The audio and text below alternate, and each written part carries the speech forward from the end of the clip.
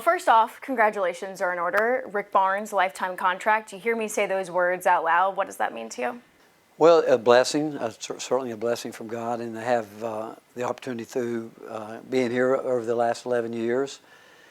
So many players and coaches and just support people, wonderful administration, and just really a blessing.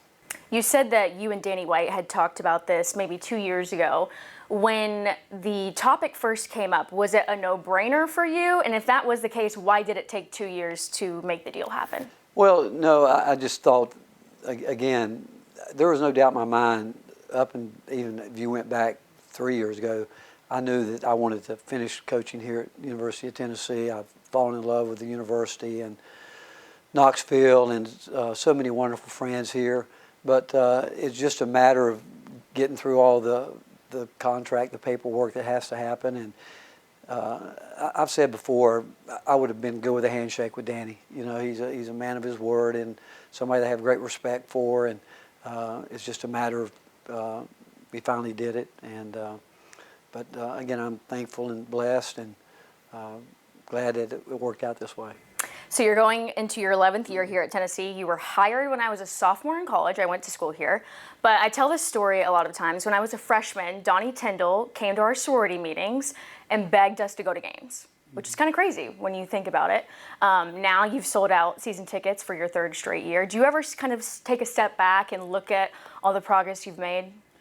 Well, first of all, I admire Donnie for doing that. And but I can say this in terms of the building being sold out, that again starts at the very top, you know, with administration in terms of making it a priority to really help coaches and programs to do what they need to do, because we know, and we all know, there's a real thing about home court advantages. And so and obviously winning can help, that certainly helps, but the fact is, you want people to come, even if you're not having the best of years, because they can really help you sometimes when you're struggling to get through some things. But again, I have to give the credit to our players for what they've done, but it goes back to the administrative side, putting people in place to take care of that.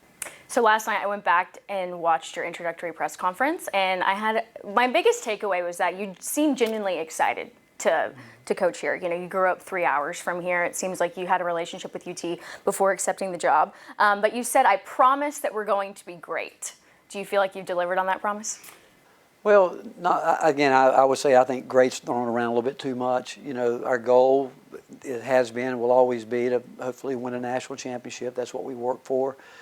And, you know, that's a long time ago, but probably during that press conference, I had one piece of paper on it, and do you know what was written on that paper? Well, I saw you had the paper, but I couldn't read what you wrote. The only thing it said was Tennessee.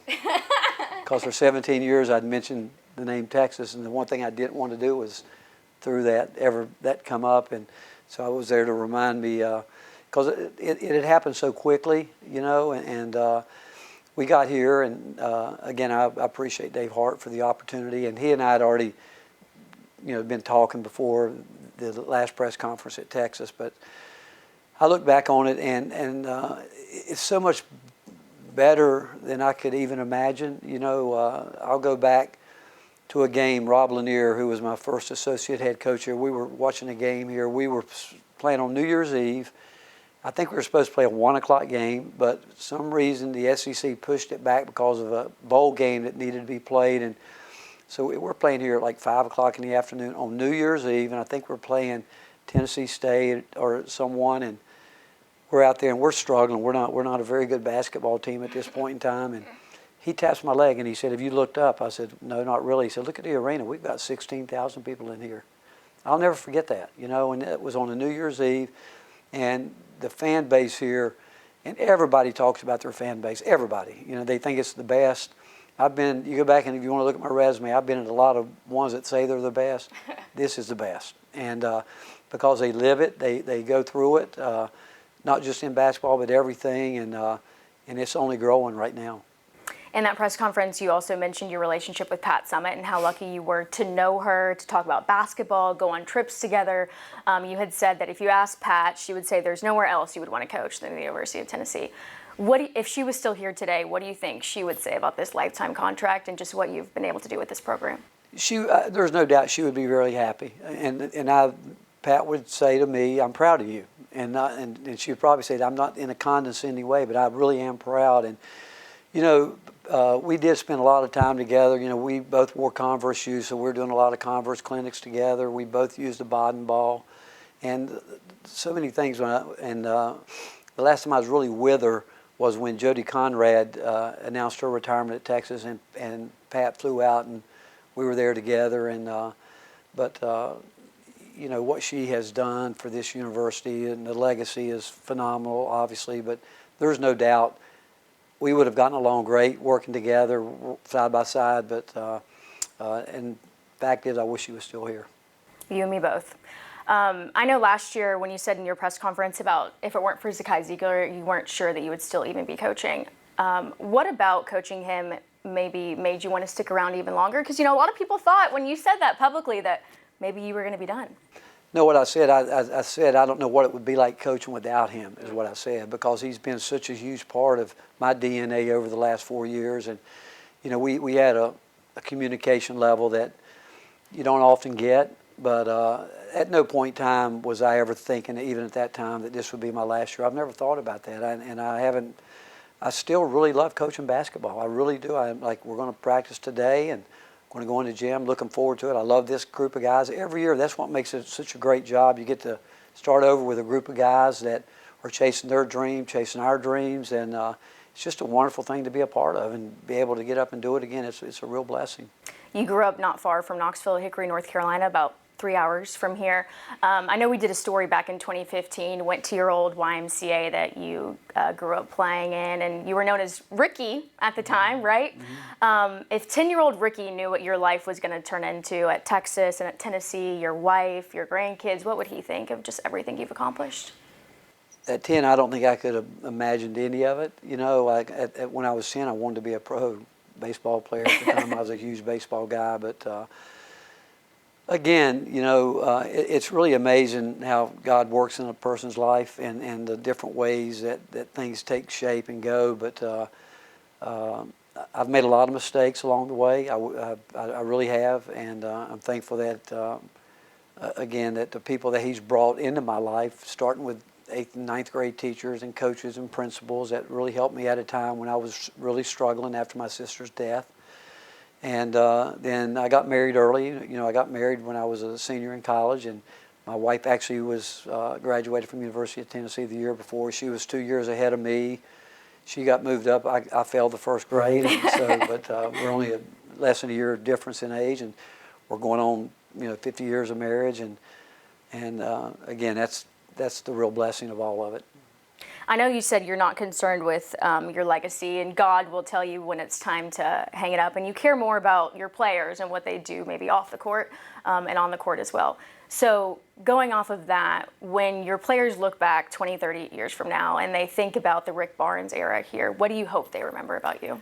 I hope they remember it was really maybe some of the best years of their life, their lives. I mean, each one of them has their own story. Everybody has a story, and each one of them has their own stories. And through all of it, it hasn't always been easy. It's always when you're fighting to be special in something. I mean, it's a grind, and to get through it. And when it's all said and done, and you have a chance to really reflect back, there'll be so many stories, so many, I think, emotions that will fill your mind and think about it, and where you really wish you could just put it all in a bottle and enjoy it all at one time.